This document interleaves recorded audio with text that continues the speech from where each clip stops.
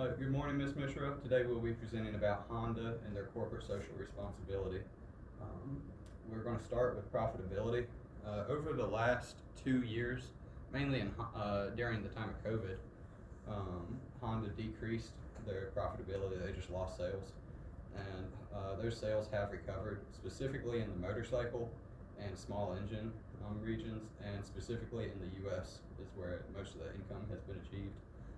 And they expect to continue to be profitable in the coming years as well. This current year they have authorized shares of 7.1 billion and then shares issued 1.8 billion. And then their current stock price is $26.49, but their year-over-year decrease of about 6.23%. And we think this is just because they're buying back their shares. They've been doing a buyback over the last year or so.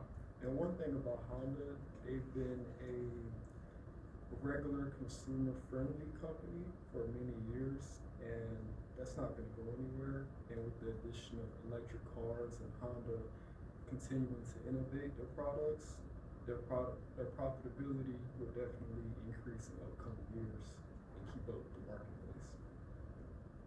Definitely. Next, we're going to look from a legal standpoint if Honda is still socially responsible from that attribute, I suppose. Honda has a legal responsibility to comply with all applicable laws and regulations. This is especially true in the United States because of what a large portion of their sales that Honda makes within the United States. They also have a lot of government contract sales directly related to the U.S. government, and that's why they have to maintain such a high degree of standards. Absolutely. Due to both their overall success as a company and a lack of outstanding legal cases in their 20F, we believe that at the moment they're doing well in the legal category. This is a problem for them. About every 5 to 6 years, they will have a legal issue. But Honda's viewpoint on this is that it is not an issue. It's just a natural course of business, and as progression occurs within the industry, old habits are judged to be not as effective or not as health conscious towards the consumers. Definitely, and it is a sort of a struggling for the word, but either way, it helps reinforce the stability of the products as it goes on. In addition to that, according to the company's 2020 sustainability report, Honda has set a target to reduce its CO2 emission by 50% by 2050 compared to its 2000 levels. And this is important because it shows that Honda is taking its legal responsibility to protect the environment seriously, of course following the regulations that are set in that standard. And if electronic vehicles continue to go the way they are, this likely will be achievable based on their predictions. Definitely.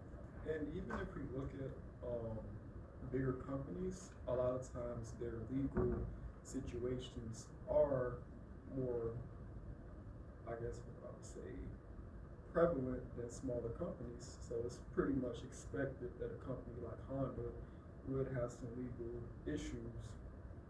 They occur about every 5 to 6 years. This seems to be a trend, and it always seems to be a safety concern.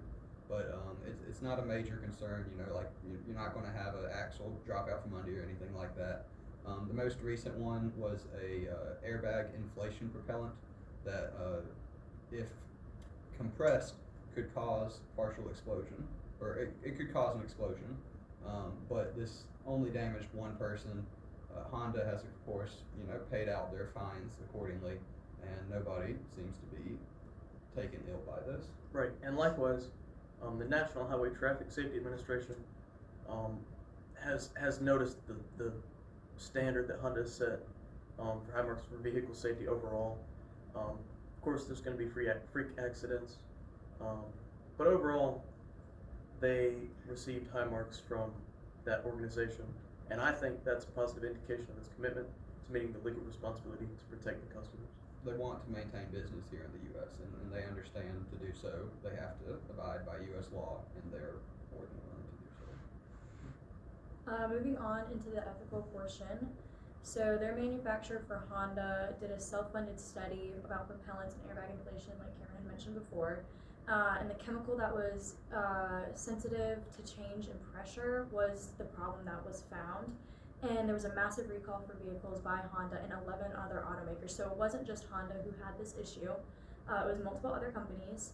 And they did, like we just talked about, they gave out, paid out themselves like everything that they needed to. And we do not believe this is a fault of Honda. We feel like this is more of just a trying to save money kind of issue, and then they were requiring excess space in the vehicle for excessive funding, all of that. So just not a moral issue. It was more thinking more in the future for the company and trying to save money for the company. Bottom line is the company has to be profitable to remain in business, and while remaining profitable, we have to be ethical, and Honda has done so. They've proven that, and this happens about every 5 years. As people look back, they seem to view history with a different view than they had it in the present. And so, like, this airbag inflation was deemed profitable and ethically sound, and they did not fear or feel that anybody would be injured by the use of this device. This is going to be a problem that's going to continue to occur. Honda does do a really good job of thinking about its customers. They have respect for the individuals, which is equity, trust, in innovation, and then they have their 3 joys: buying, selling, and creating.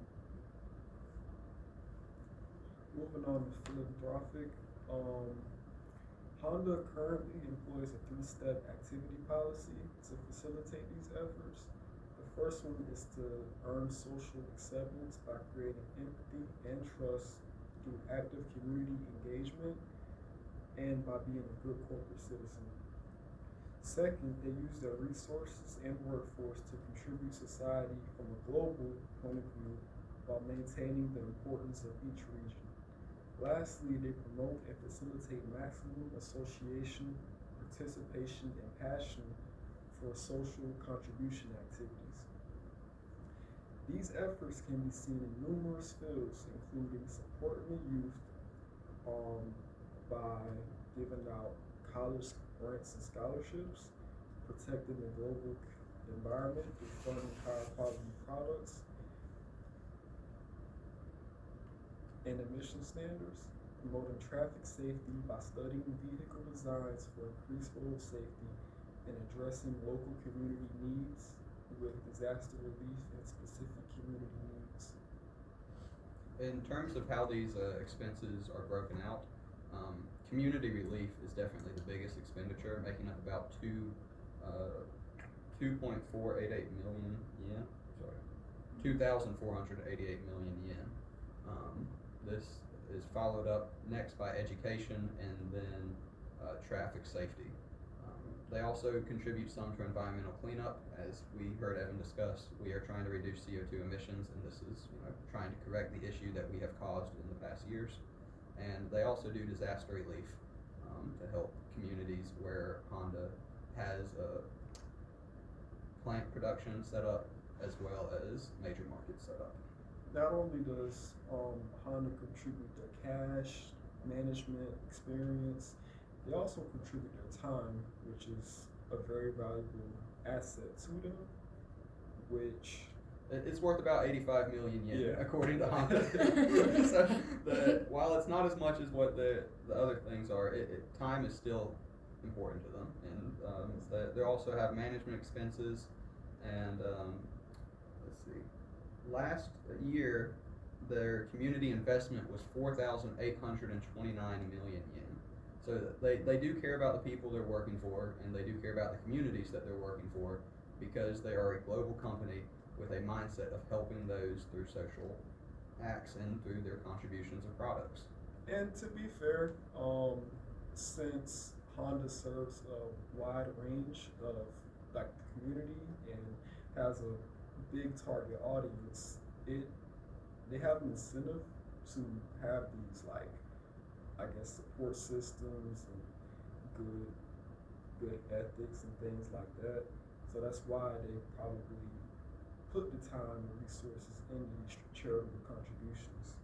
And like KP was saying earlier about the airbag inflation in the vehicles, I'm more familiar personally with the small engine side of Honda, and I haven't had much experience with the vehicles, but small engines have never been a problem for Honda.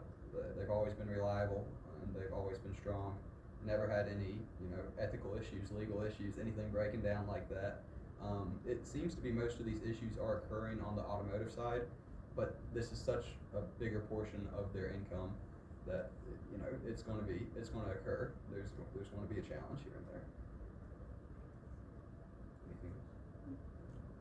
So in determination, we've determined Honda to be socially responsible because they are a profitable company.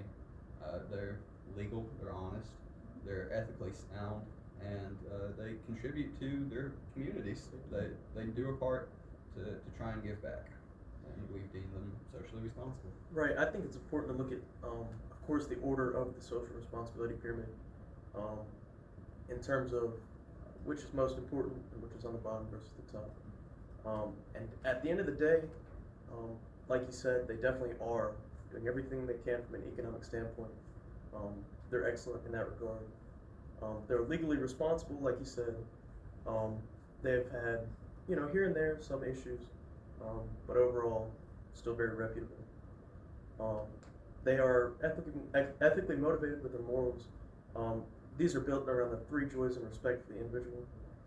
And then lastly, of course, the philanthropic efforts, as Jaden displayed. So definitely. Honda, you're doing a good job. Keep it up.